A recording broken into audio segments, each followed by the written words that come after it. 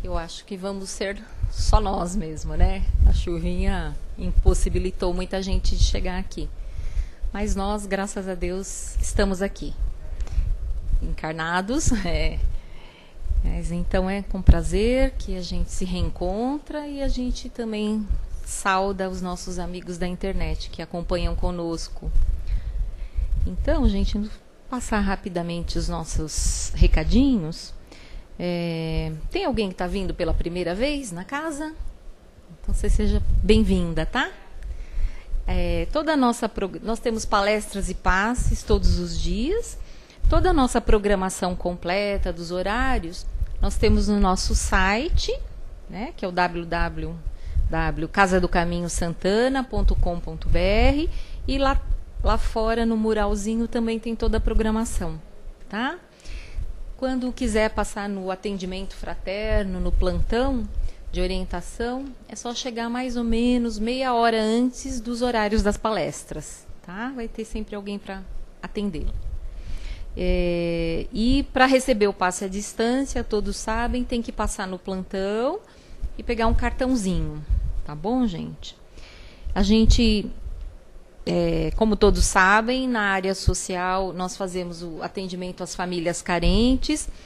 Estamos atendendo agora 87 famílias que são cadastradas e entregamos as cestas básicas todo segundo sábado do mês, junto com o lanche, com a palestra que nós fazemos para essas famílias.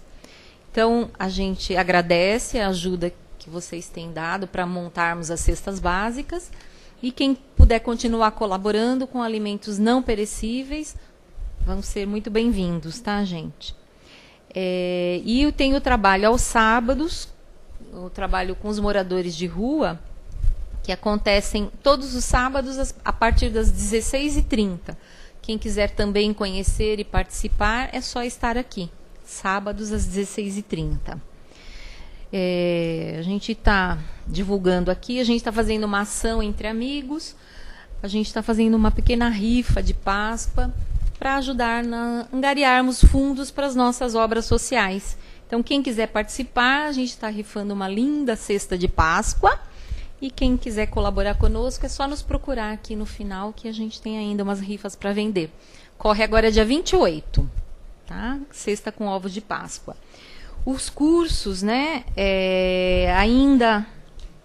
não, agora já não estão mais. Já começaram, iniciaram os cursos de doutrina. As inscrições iam até o dia 15 de março. Então, estão encerradas, né? E só lembrar de mais uma coisa, né? Importante nós lembrarmos do Evangelho no Lar. Não sei se todos que estão aqui realizam o Evangelho no Lar.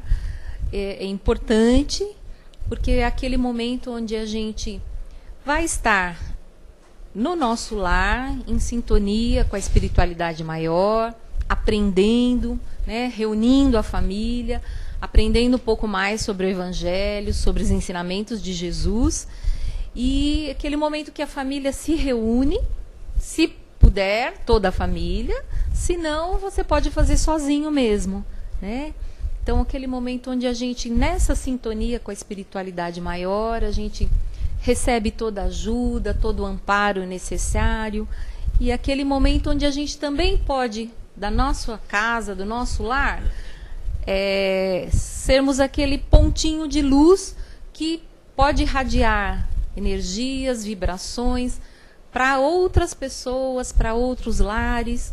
Então, é muito importante que a gente faça o Evangelho no Lar. Se alguém tiver alguma dúvida de como fazer, é só nos procurar aí no atendimento fraterno, tá? Que a gente orienta como fazer. Então, é isso, gente. Só lembrar também de desligar o celular ou deixar no modo silencioso. Então, nós vamos agora nos preparando para iniciarmos aqui o trabalho, a nossa reunião de hoje, e como sempre a gente inicia através de uma prece, para que através, né, dessa prece a gente possa se colocar em sintonia com a espiritualidade maior e, acima de tudo, agradecermos ao nosso Pai maior por estarmos aqui hoje, pela oportunidade dessa encarnação, pela oportunidade da nossa vida, através da qual nós podemos trilhar a nossa caminhada evolutiva, através das experiências, dos aprendizados, essa oportunidade tão bendita que o Pai nos oferta. E no decorrer dessa caminhada, tanta ajuda Ele nos oferece, tantas oportunidades de aprendizado, de esclarecimento, que vão nos dando suporte para que a gente possa caminhar com passos firmes, aprendendo, encontrando sim as nossas dificuldades, os nossos desafios pelo caminho, mas sempre certos de que nós vamos receber sempre a ajuda dele, de todos os amigos espirituais, para que a gente vá superando passo a passo, ultrapassando cada dificuldade, cada degrau que encontrarmos pelo nosso caminho.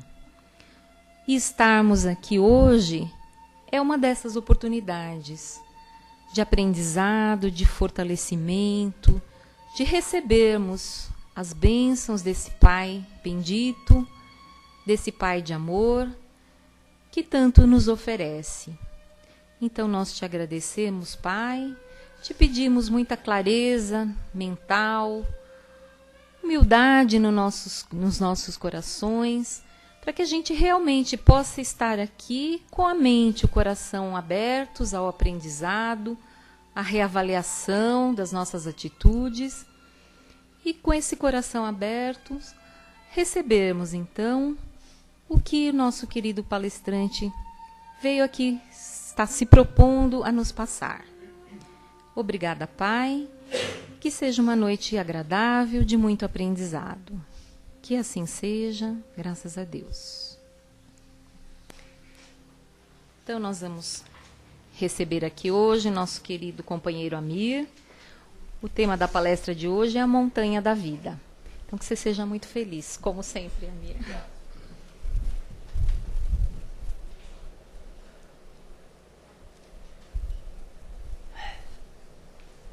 Boa noite, todos bem?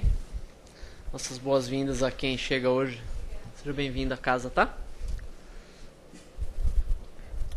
Que bom ver mesmo com essa chuvarada a casa cheia, hein? Isso que é disciplina, né? Disciplina, disciplina, disciplina, né? Assim que é bom. Uma felicidade para mim estar com vocês aqui hoje. O nosso texto se chama Montanha da Vida. Mas não quer dizer que a vida é uma montanha que a gente tem que carregar nas costas, né? A gente às vezes se vicia a pensar que tudo tem que ser sofrido, que tudo tem que ser um martírio, que tudo tem que ser uma coisa massacrante, mas não, né? Ele fala montanha no outro sentido, no sentido de uma coisa a ser escalada, né? É um texto da redação do Momento Espírita. E ele se refere à montanha como algo que precisa ser escalado, algo que precisa ser, não no sentido de vencido, mas no sentido de você chegar num outro patamar, de você chegar num outro grau. E sempre isso vai ter altos e baixos, né? Uma montanha não é uma coisa pavimentada, não é uma coisa lisa, uma coisa com chão lisinho como aqui. Não, é uma coisa que vai ter buraco, que vai ter pedra, que vai ter... Algumas dessas pedras vão estar firmes, outras vão estar soltas e a gente vai acabar escorregando, vai acabar tropeçando. Mas sempre vai levantar. A gente sempre tem que tentar levantar. E ele fala que isso requer uma observação detalhada do caminho, né? Se a gente pensar nessa subida da montanha como a nossa caminhada como espírito, a nossa evolução espiritual... Desculpa, gente, estou meio um pouquinho rouco. Pensar nela como a nossa evolução espiritual, o que seria essa atenção no caminho, né? Essa atenção do que nos cerca? Significa a gente ter atenção plena no que a gente está vivendo. Porque quando a gente começa a se colocar no automático, muitas vezes a gente se condena a repetir experiências que não são tão boas. E as experiências que são boas, a gente não saboreia como poderia. Né? Então, por exemplo, como todas as provas e todas as expiações, de uma maneira ou de outra, elas vêm para nos ensinar. Vêm para nos deixar maiores e melhores. Se a gente está com a atenção plena no que aquilo tem para ensinar para nós, a gente, se for uma coisa boa, a gente fala, nossa, que legal ter aprendido isso dessa maneira. Se for uma coisa sofrida, uma coisa que a gente não considera tão boa, a gente vai falar assim, nossa, mas o que aquilo lá está tentando amolecer em mim? Porque essa é a pergunta que a gente tem que se fazer, né? A gente normalmente se coloca numa posição de querer, aquela coisa do egão, né? De falar assim, como é que Deus deixou acontecer uma coisa dessa comigo? Né? Vamos supor que eu boto o carro aí fora, quando eu chego o carro não está mais, ou sei lá, coisa do tipo. Aí eu fico pensando, nossa, eu fui no centro, estou orando, estou sendo um cara legal, e Deus não vigiou meu carro. A gente fica pensando, né? Esse é um pensamento do ego. Não é um pensamento do espírito, porque é um pensamento de revolta. É um pensamento de... Poderia ter roubado o carro de qualquer pessoa, mas o meu não. Então isso significa o quê? Que a gente está se vendo com os olhos do ego, não com os olhos do espírito. E isso em todas as experiências, todas elas vão ter alguma coisa para nos ensinar. Né? Aquelas pessoas que são mais difíceis, têm alguma coisa a ensinar sobre a nossa própria natureza, muitas vezes. Aquela característica que mais incomoda no outro, talvez seja uma característica, não vou dizer que a gente tenha uma igual, mas alguma coisa naquele campo, naquele assunto, não está bem resolvida dentro da gente ainda, senão aquilo não nos incomodaria tanto. Quando nos incomoda a ponto de dar raiva, a ponto de dar... De ficar martelando mesmo na nossa cabeça, é porque tem alguma coisa naquele campo que a gente precisa dessa observação que ele está falando, dessa atenção plena no caminho, para a gente olhar e falar assim, não, mas por que eu tive essa reação quando me aconteceu tal coisa? Por que quando aquela pessoa falou tal coisa para mim, isso me tocou dessa maneira?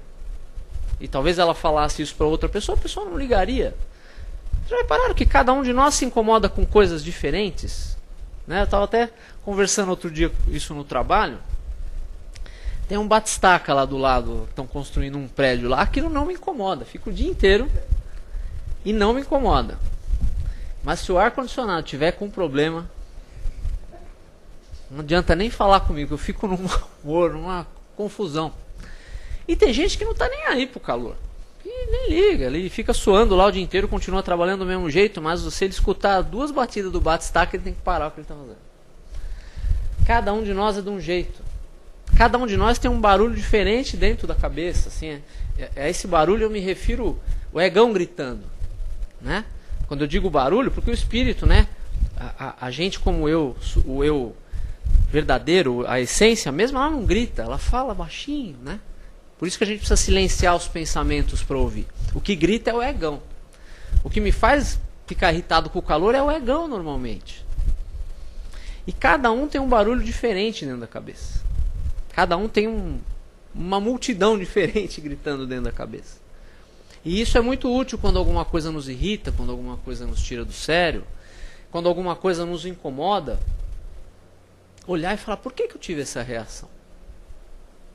Então, do mesmo jeito que a montanha aqui que eles falam, que você, para subir, para escalar, precisa ter uma observação detalhada do caminho.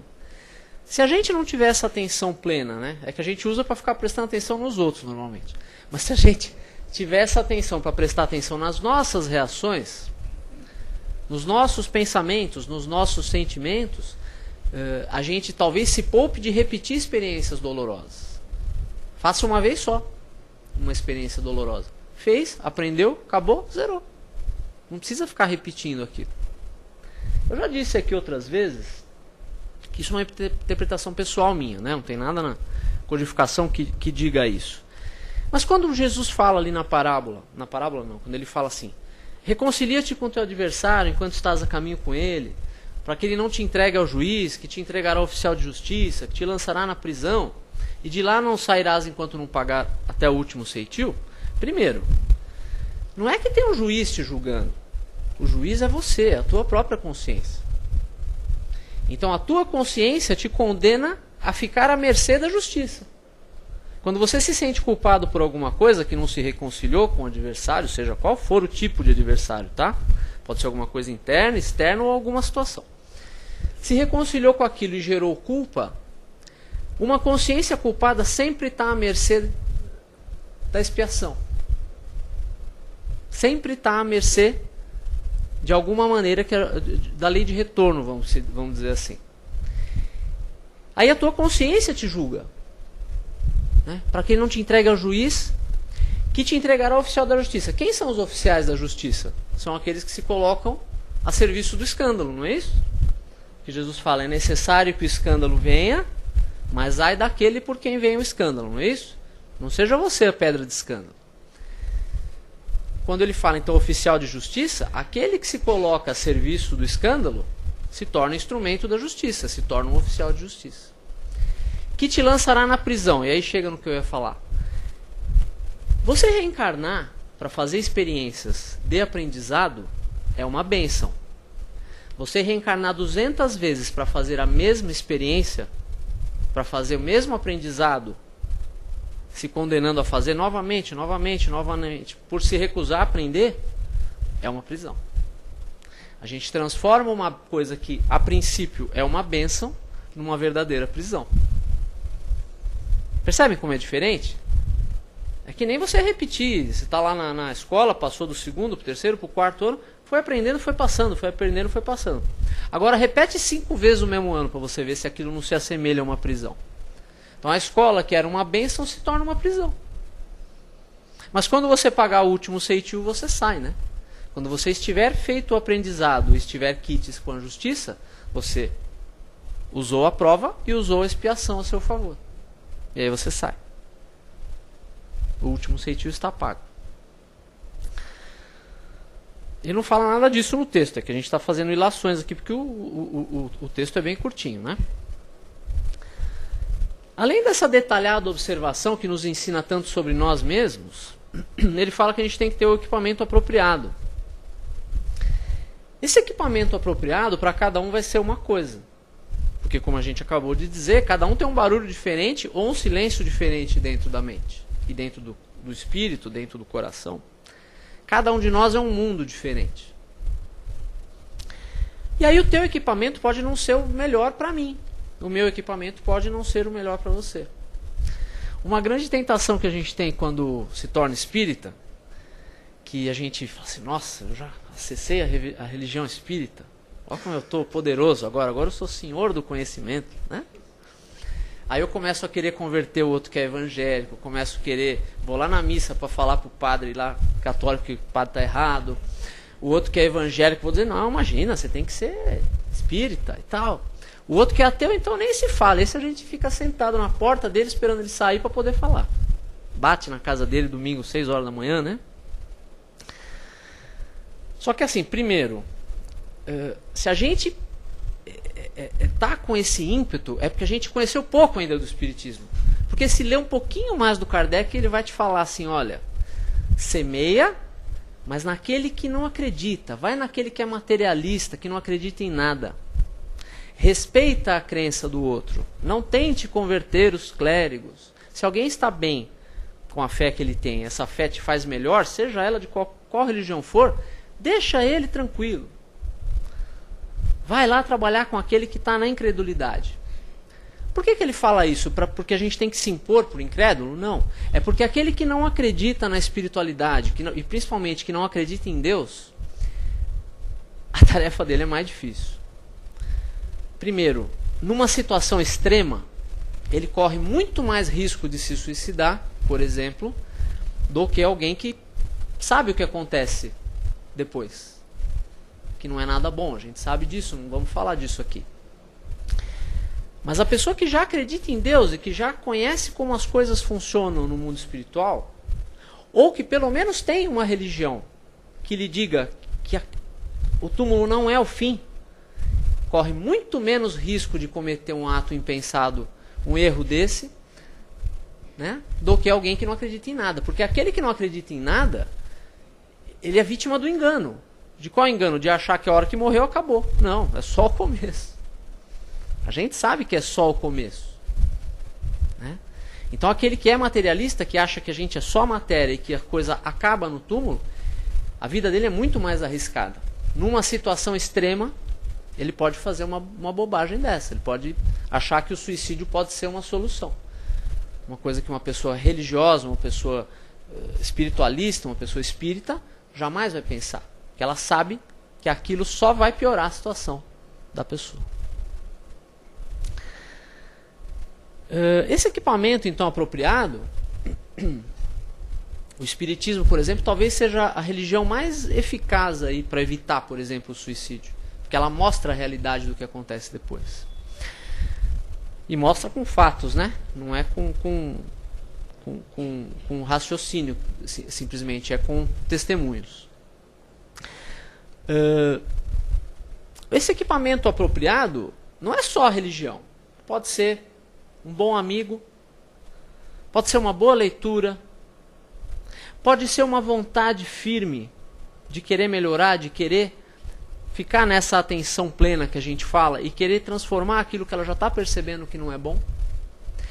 E de maneira mais forte, na minha opinião, mais ainda a religião. Mais ainda a religião. Por quê? Estamos falando aqui das religiões cristãs, que é o que conhecemos melhor, né?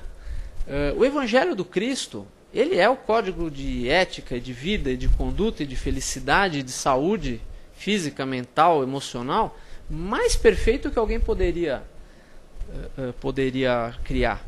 Porque ele não decorre de uma coisa que ele simplesmente ficou pensando, mas decorre de leis universais que ele conhece há bilhões de anos. E que ele experimenta e experimentou também. Não é uma coisa que ele conhece na teoria. Funcionou para ele, funciona para nós. E há 4,5 bilhões de anos ele cuida de nós aqui. Ele sabe do que ele está falando. E ele deu esse código pronto para nós. Esse é um equipamento de primeira qualidade. Outra coisa que o amigo fala aí da montanha é que quando você olha de cima as coisas se tornam menores, as coisas ficam pequenas. As coisas ficam pequenas. Os teus problemas, as casinhas lá, ele fala, né, que as casinhas, quando você olha de cima da montanha, as casinhas que estão lá embaixo parecem menores. Quando você se elevar como espírito, quando nós nos elevarmos como espírito, essas coisas que a gente dá tanta importância hoje, elas vão ficar mas tão pequenas, que a gente vai chegar provavelmente a dar risada delas.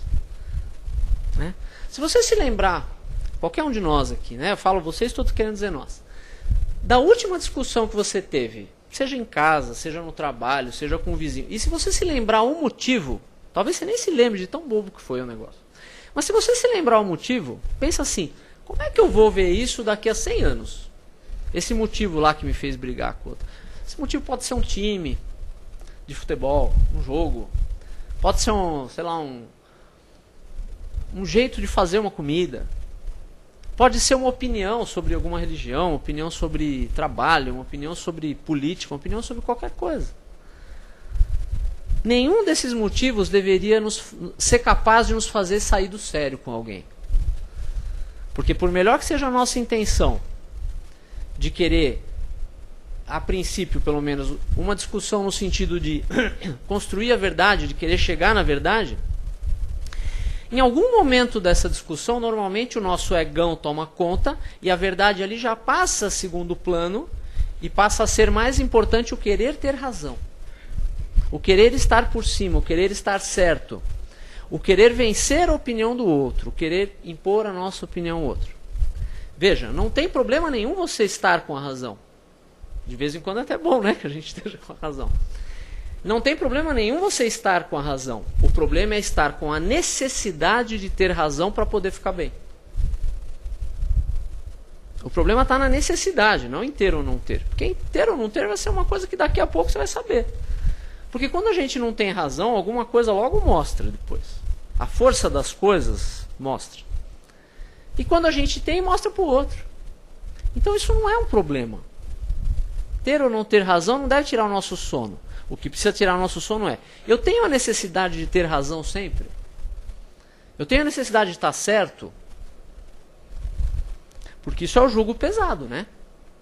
Não é o jugo leve, é o jugo pesado. É uma prisão em volta, é dentro do orgulho. O que nos faz ter a necessidade de ter razão é a prisão do orgulho,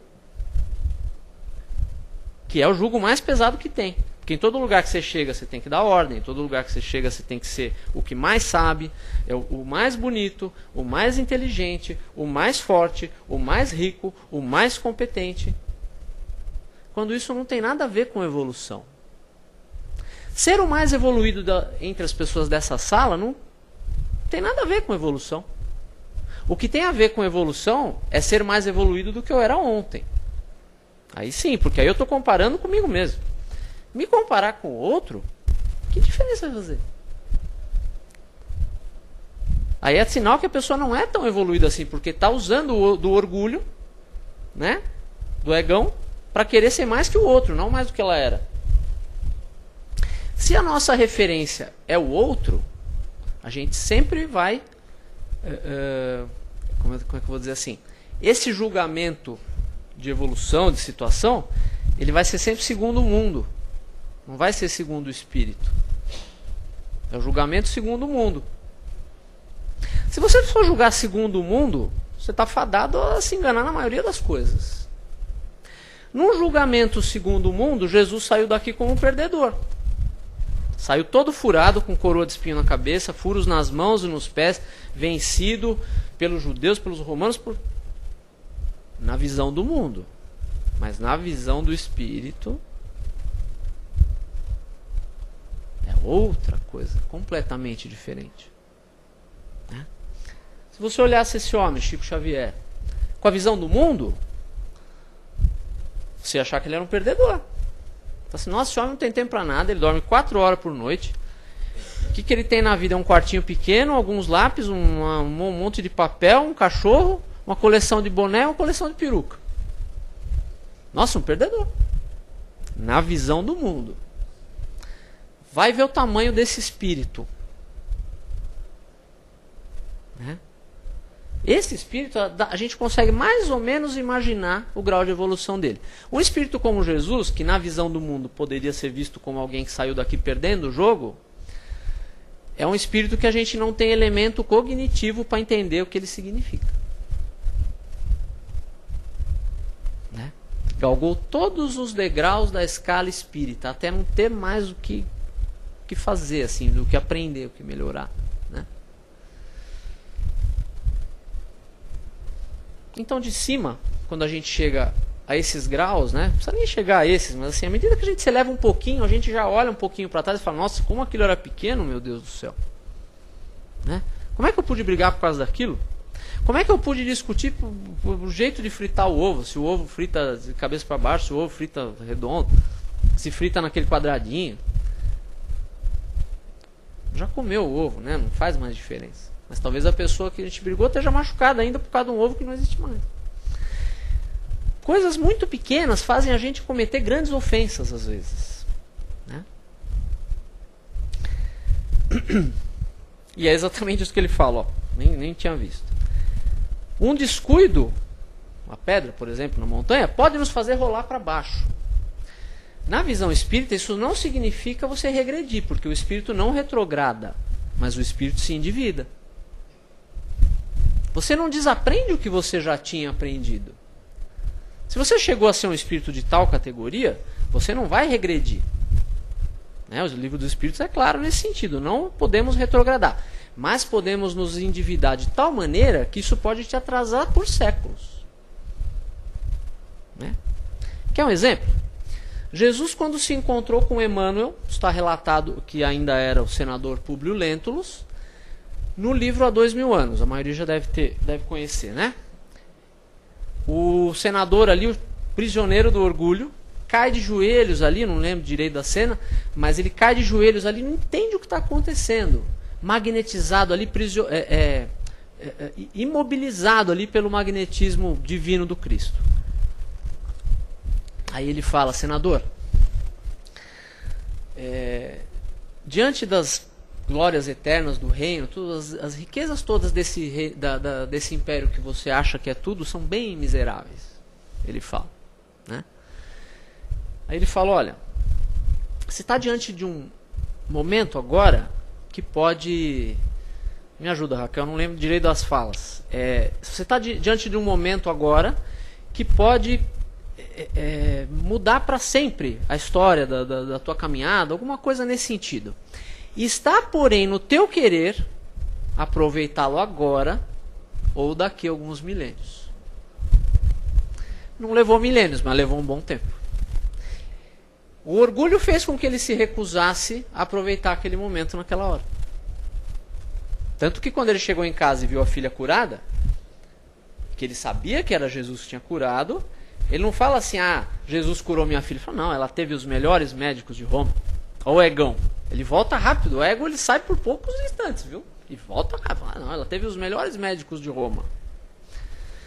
Só que quando Jesus via ele não via o senador orgulhoso. Ele viria o que ele ia se tornar um dia. Ele sabia que ele ia ser um espírito como é Emmanuel, por exemplo, e sabe que um dia ele vai ser um arcanjo.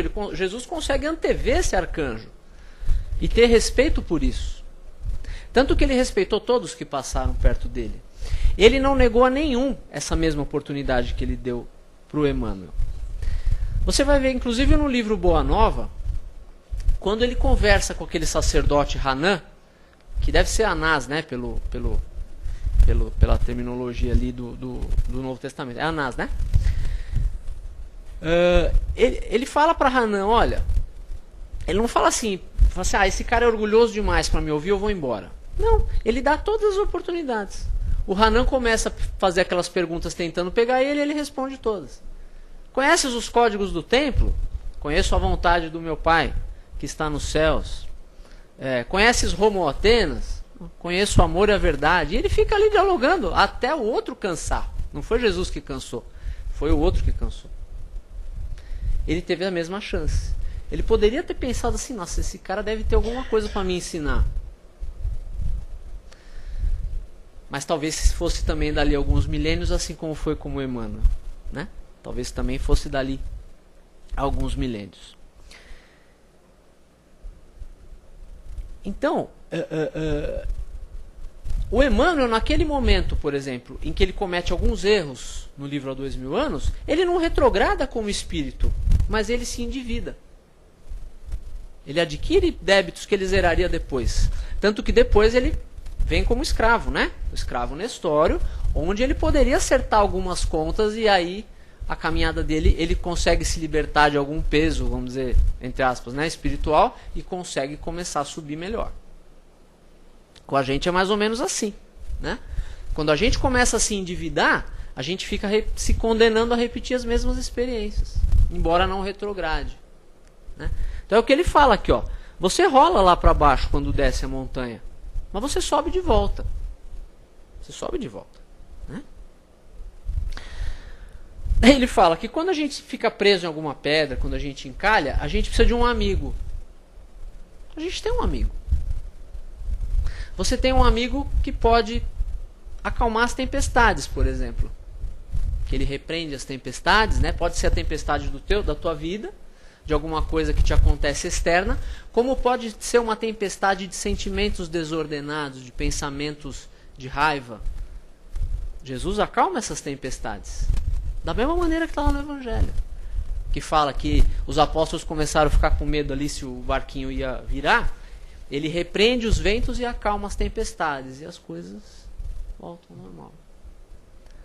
Então você tem esse amigo. Ele acalma as tempestades.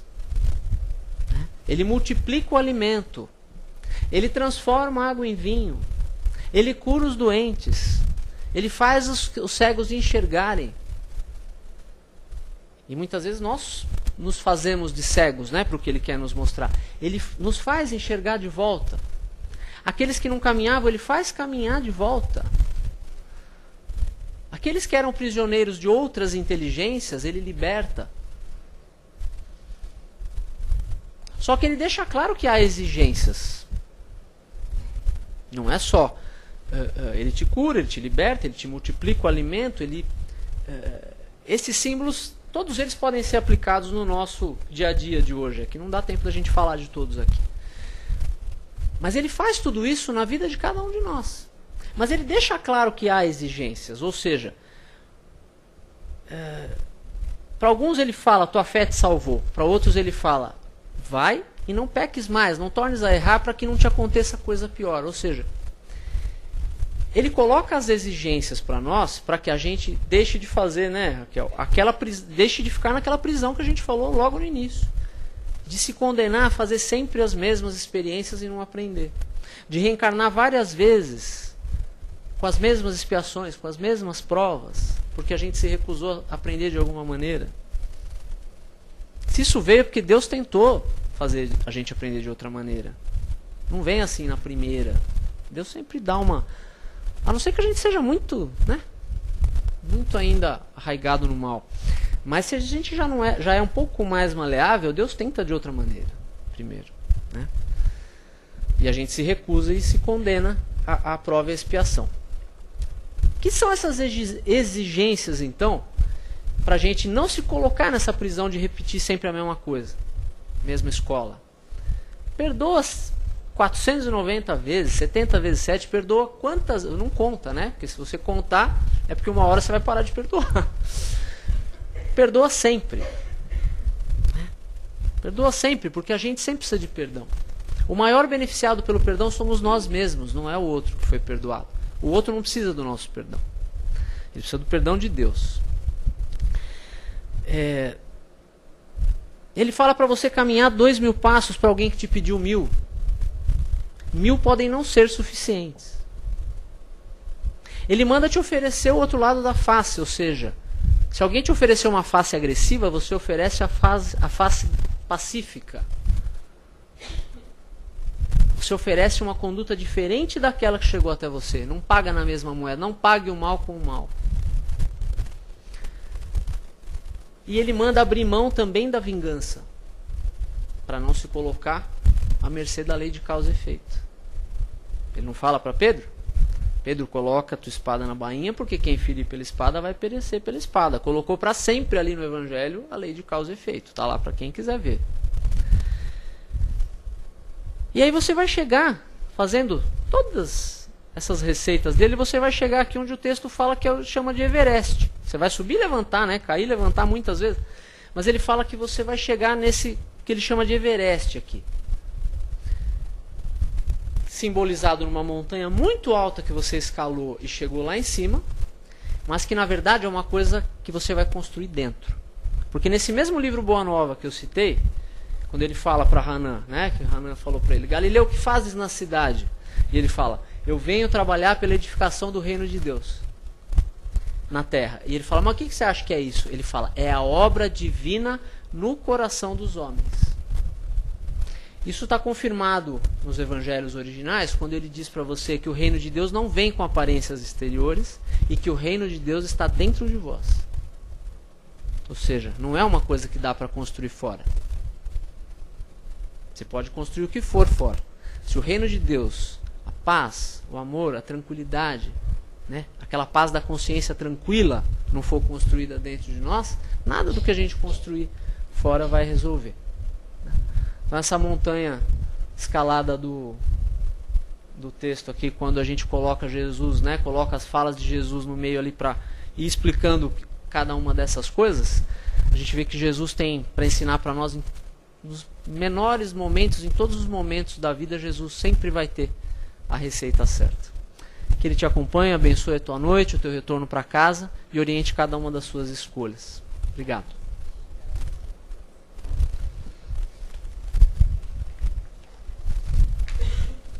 Agora é o momento. Quem gostaria de participar, fazer uma pergunta ou alguma colocação aí em relação ao tema de hoje? Só levantar a mãozinha.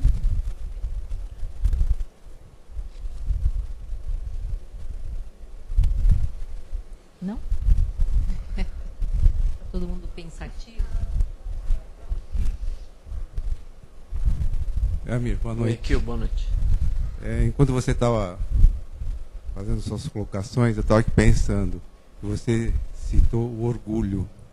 E para mim, na hora, veio forte que a maior montanha que a gente tem pela frente é o orgulho. Por isso que a gente precisa da fé que remove montanhas.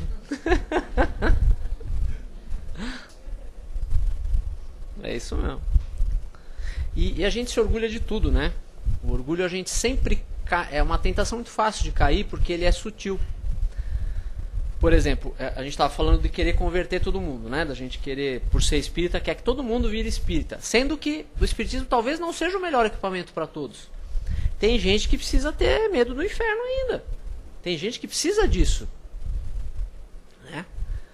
Então cada um vai ter o seu equipamento. E o orgulho nos faz ficar orgulhosos da religião que nos pede para ser humildes.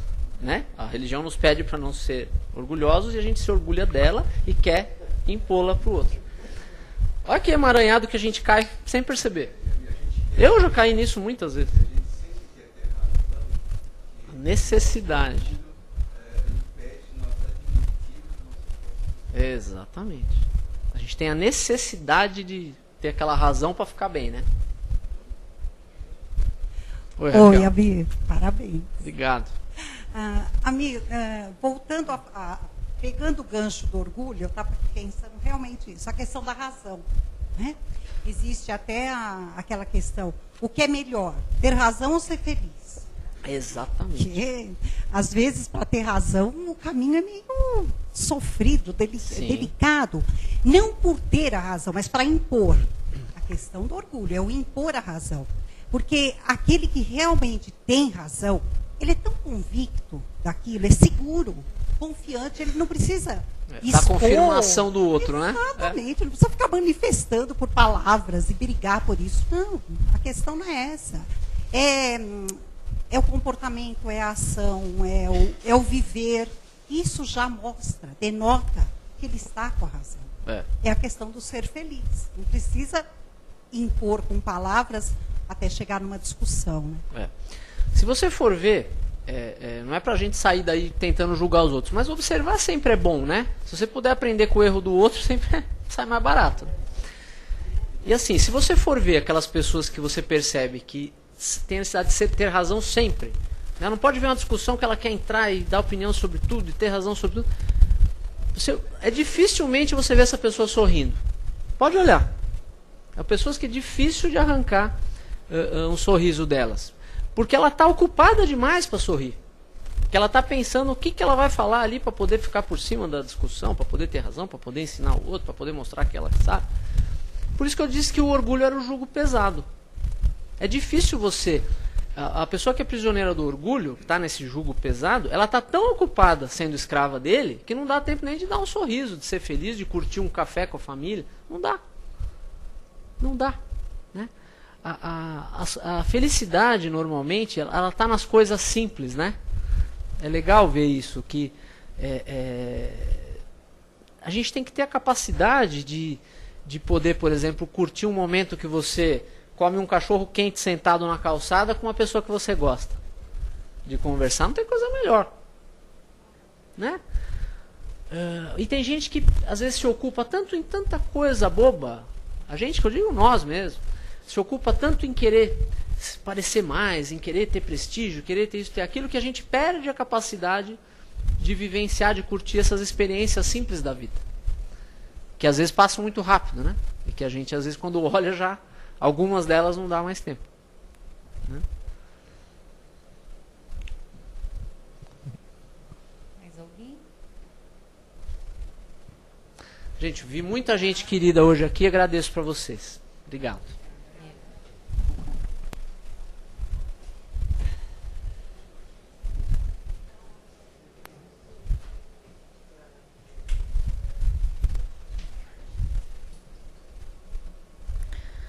Então agora nós vamos para os momentos das nossas vibrações, que é o momento onde a gente, depois de tanto receber, nós vamos poder doar através das nossas vibrações, buscando dentro do nosso coração os nossos melhores sentimentos, as nossas melhores motivações, Então nós vamos vibrando e pedindo a Deus, a Jesus, nosso Mestre, que abençoem com seu amor a todos os nossos irmãos que sofrem, que passam por dificuldades em todas as áreas, na saúde, dentro das dificuldades materiais, dos relacionamentos. Esses irmãos que ainda não enxergam ou não conseguirem enxergar os caminhos que o Mestre veio nos ensinar. Então, que eles possam receber todas as bênçãos do Pai e assim terem seus corações mais aliviados, sua mente mais esclarecida, que possam ser confortados, que cheguem até eles essas nossas vibrações de amor.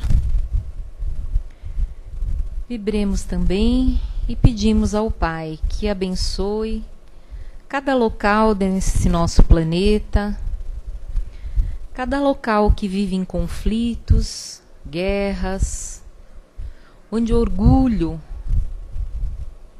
ainda predomina, onde existem pessoas se sobrepondo a outras por orgulho, pelo poder.